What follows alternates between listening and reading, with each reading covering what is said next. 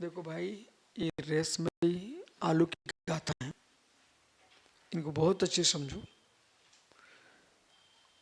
ओम नमः शिवाय।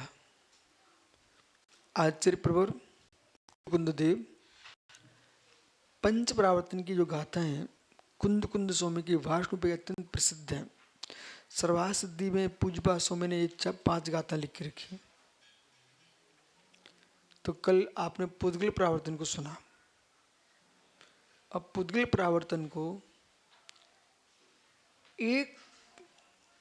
8 कर्म प्रकृतियां, उनकी योग द्रव्य, असंख्यात लोक प्रमाण, कर्म, फिर 9 कर्म, इस सारे के सारे पुद्गल पिंडों को इस जीव ने क्रमशः अनंत बार होगा, अनंत बार छोड़ा।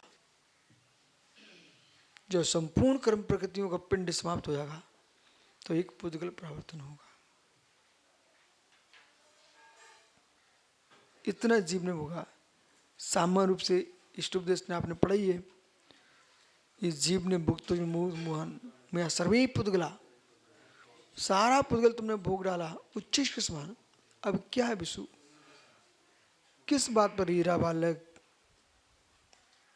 जो भी तुम वस्तु देख रहे चाचुस, जो भी परमाणु है तुम्हारे पास सामने, अचाचुस चाचुस, इस सब का सब द्रव्य तुम भोग चुके हो।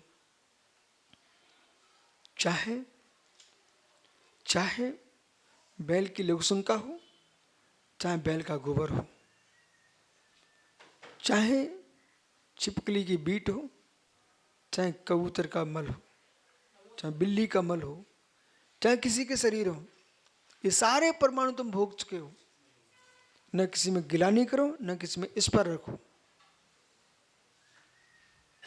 विरक्त भाव से, तटस्थ भाव से कौन कौन सा पानी नहीं पी डाला, कौन कौन सा भोजन नहीं कर लिया, कोई परमाणु अवशेष है और किसके शरीर को हमने स्वीकार नहीं किया। सारा पुद्गल भोग लिया है इस संसार में। फिर भी जीव भूल जाता मोह से युक्त होकर के। वही इच्छाएं, वही वासनाएं, वही कसाएं, बार बार उन्हीं देखता नहीं देखता, सोच ही नहीं पाता, एक बलस भूमि पर लड़ पड़ता है। सब मिलो एक खेते कम सो तृणत्ति जमनो पन्नम उगाड़ी बहुसो पर्वतो खेत संसारे।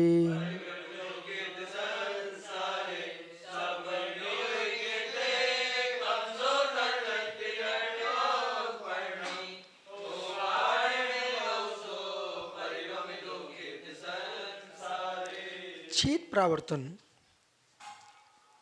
एक एक अंगुल भूमि के लिए लोग प्राण ले रहे हैं, प्राण दे रहे हैं। अखंड भारत के कितने टुकड़े हो गए। अब भी लोगों की आंख तत्व ज्ञान हो जाए विश्व को, जैन तत्व का ज्ञान हो जाए विश्व को, कोई युद्ध नहीं कर सकता। जो युद्ध कर रहे हुए जैन तत्व ज्ञाता नहीं है।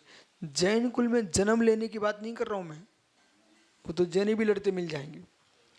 जैन तत्व ज्ञानी साधु लड़ते मिल जाएंगे, वे जैन तत्व ज्ञानी नहीं है।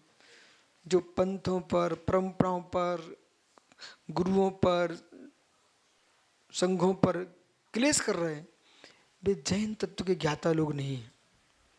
जैन तत्व का ज्ञाता वही होता है मात्र इस बात को जानता है, जब मेरा शरीर का रोम खंड मेरा नहीं है तो जगत का मेरा क्या होगा। मेरी नाम संज्ञा मेरी नहीं है तो कौन हमारे आदिसार, कौन हमारे शांतिसार, कौन हमारे शांतिसार। भाई हम दीक्षित हुए हैं कल्याण के लिए, न कि दीक्षा स्थान को राग बना करके बंद स्थान को प्राप्त करूं। जब मैं अपने पिता की परंपरा को पर वस्तु मानता हूँ, मेरे दादा बहुत सुंदर थे, उनकी परंपरा को हम अपना स्वभाव नहीं मानते, हम अपनी हवेली को अपना घर नहीं मानते, तो मंदिरों के तीर्थों की हवेलियाँ मेरे घर कब से हो जाएंगी। और अपने दादा परदादा को हमने कुछ नहीं समझा, इसलिए मुनि बना हूँ। तो जिस मुनि कुल में मैं दीक्षित हुआ हूँ, बस इतनी उपकार मानता हूँ। आपकी परंपरा नाम लेते हैं, लेकिन तो परंपरा के पीछे हम कर्म की परंपरा नहीं बढ़ाएंगे। ये लक्ष्य हमारा होना चाहिए। मेरे से कोई भी आचार्य का नाम तुम पढ़ दो, जय बोल दो, मुझे कोई टेंशन नहीं है।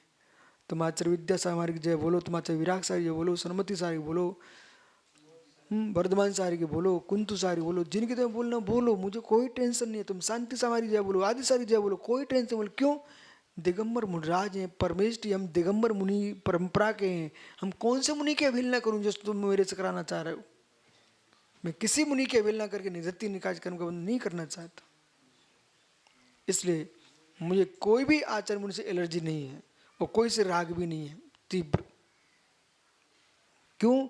मुझे मालूम है कि मेरे संयम का राग भी मुझे असंयमी बना देगा। हम संयम पालन करने में धर्म मानते हैं, संयम के राग को धर्म नहीं मानते। खोजो, मेरी दृष्टि ये है, यदि हमने आज त्याग करिए, मैंने त्याग करिए, मेरे जीवन पर्यंत मैं टमाटर नहीं खाऊंगा, तो टमाटर नहीं खाऊंगा मेरा त्याग है 1991 से नहीं खाऊंगा। तो 1951 टमाटर का त्याग, तो उस त्याग कर चुके, उस त्याग का भी राग होगा ना, तब भी बंद होगा। छोड़ चुका है, छोड़ दिया। उदाहरण समझा रहा हूं। इसलिए ये लक्ष्य होना चाहिए, नहीं तो तुम्हारा यही राग बढ़ जाएगा। हम इस परंपरा के मुनि हैं, ढो तुम परंपरा को। मृतक को ढो रहा है चीटा।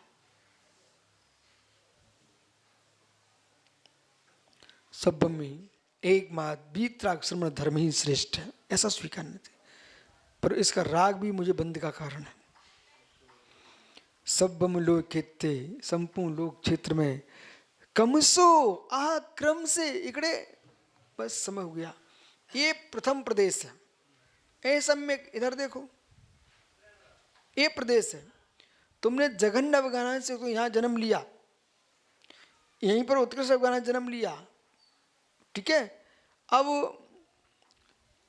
उत्सर्पणी के प्रथम काल समय में यहां जन्म लिया, अब उत्सर्पणी के सब निकल जाए काल, तब दूसरे समय में पूरी उत्सर्पणी निकल गई, तब वापस दूसरे समय में वो दूसरे प्रदेश में जन्म लेगा, अवसर्पणी निकल जाए, ऐसे समय निकलता है। सब हम लोग कहते कमसो जघन्य अवगाहन से लेकर उत्कृष्ट अवगाहन तक पूरी उसी क्षेत्र पर, बगल में क्षेत्र पर, यदि आप क्रम भंग हो गया यहां ले लिया तो गिनती में नहीं आएगा।